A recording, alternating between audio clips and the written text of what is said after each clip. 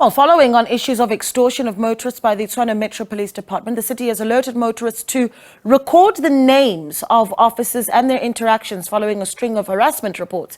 It has been reported that more than 200 employed officers have criminal records with the implicated Metro officers' crimes ranging from bribery to extortion, assault and armed robbery. To talk more about the corruption and cleanups within the traffic department, we are joined by the spokesperson for the Tshwane Metro Police Department, Mr. Mahamba, as well as the spokesperson for the Johannesburg Metro Police Department, Mr. Xolani Fihla. Gentlemen, a good morning to you. Thank you so much for giving us your time on this all-important discussion. I think, Mr. Mahamba, I want to start with you a little bit and talk about where we are right now with these 200 officers with criminal records. It's a staggering number for one metro. And perhaps talk to us about how you got to that number.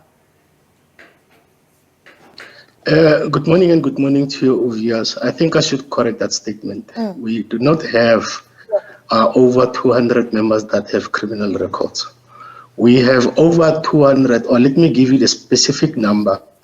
We've got currently we're sitting at 225 cases that are faced by our members. Okay. It differs. Some are facing criminal charges, some are facing internal charges, some are suspended, some are about to be suspended. But you're correct, in that number, some of them, yes, we could say that they have criminal record, but it doesn't mean that the entire 225 all have criminal records. They all are facing different charges, either internally or externally, or both internally and externally. Some of them, as indicated correctly earlier on, is that over the past long weekend, for instance, we have a unit internally that deals with the conduct of our members, and they spotted these 7 members that were using the breathalyzers that were not used or not given, or that were not supposed to be used to breathalyze members of the public. Just incident happened over that weekend, and it was 7 members. So it entails, or it comes to that 200 numbers, the cases that we're investigating internally. And thank you for that clarity. I think it's important. Yesterday, what we did on the agenda, Mr. Fihla, is that we opened up the lines and we asked South Africans to really talk about their experiences of either harassment, extortion, bribery on the part of Metro Police across the board in Gauteng. Many callers coming in from the Johannesburg Metro as well. I mean, do you have those figures of how many of your JMPD members have cases, and does it match to what we're seeing in Tshwane? Yes, thank you for this opportunity, and let me also greet the viewers and also greet my esteemed colleague Babu Mahamba.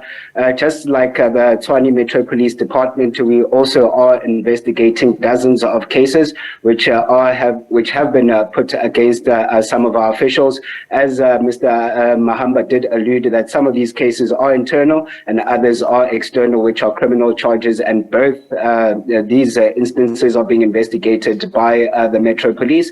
But I can say that within this financial year, that's from June 2022 to June 2023, 6 of our officials have been dismissed by the department, and that's for either corruption and misconduct and other criminal cases that these members are facing. Can you break down those numbers, Mr. Fihla, for me a little bit? Because you said dozens of cases that have been opened against some of your members, and what we know now is that you have 225 that Mr. Mahamba has talked about in Tshwane. What does that number completely, or the full number of issues that you have with members in Johannesburg really look like? And I'm keen to hear as well, how many of those are extortion, bribery, assault, which we certainly have heard from a lot of people that have interacted with the show on this matter?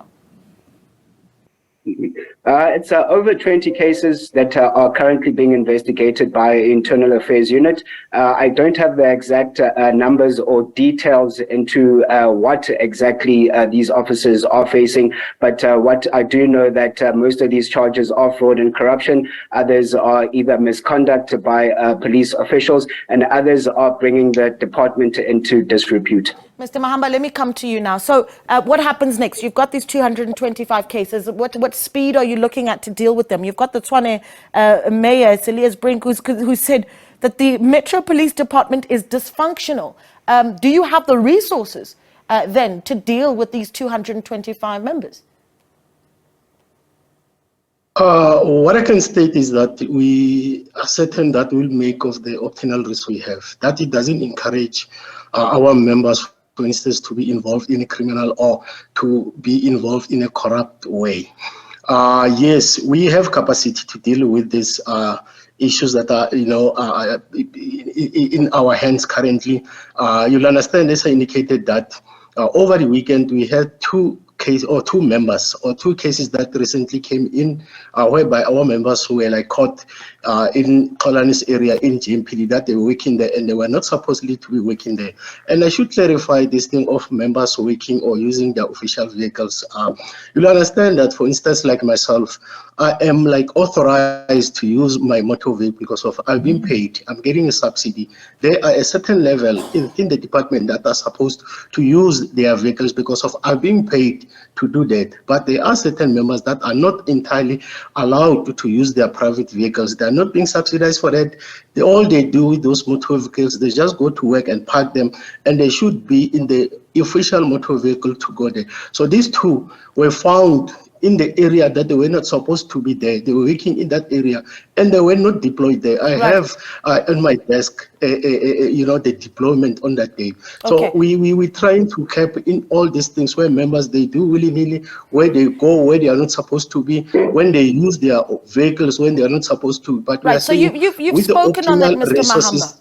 Yeah, I need to jump in there just in the interest of time. I apologize. And I need to get to a point where we say, all right, let's empower the viewer then, because what we heard yesterday on the agenda from many callers is the fact that when they stopped by JMPD or TMPD offices, there is a lot of fear that they will be extorted, that they might very well be assaulted, which we have seen.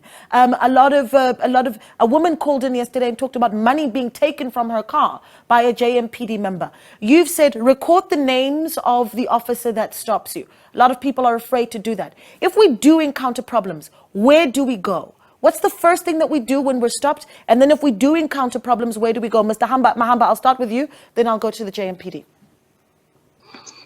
You'll understand that by law, it says it is required when you are stopped by Metro police officers or by any traffic officers, when you are requested by the members of the public to produce your appointment card, it's law, you have to do that. So this thing of us, going extra mile to say, when we have something or you are faced with these challenges that these members are extorting money, they are stealing from you, that's why now we are saying that you can record such incident and bring them to our attention so that they can be investigated. But again, if members of the public that they feel that we are protecting our own, by law again, there is IPT that can come in, investigate such issues or such matters. So they can also approach IPT, and as well as us as TMPD, they can come to us as TMPD. We guarantee them. That's why we are now at 225 cases, because of what we are doing. We are taking this matter seriously and they are being investigated. We have also assigned a team of members that are always, on the ground and investigating such matters. Yeah, I think it's important that we talk about building trust in those processes that you've talked about. Mr. Fihla, let's talk about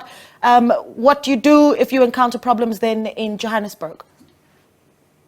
Definitely. I think most of the processes have been explained, but it is important for motorists to know that once you are being stopped by either a traffic or police official, that you are entitled to ask to see for either an appointment certificate or an appointment card from that official to prove the identity that they are really a police official. And if you are feeling that this official is mistreating you or the behavior is unruly, then you can report to the JMPD, and that's using the anti-corruption hotline, which is 0800 203 712, where members of public can then be in contact with our internal affairs unit, who will most definitely investigate the matter. And if the officer is found in the wrong, then proper action will be taken against that. Yeah. But in addition to that anti-corruption hotline, the City of Johannesburg and the internal affairs unit within the City of Johannesburg has introduced a WhatsApp line. I think that's a real-time communication where action can be taken decisively and immediately.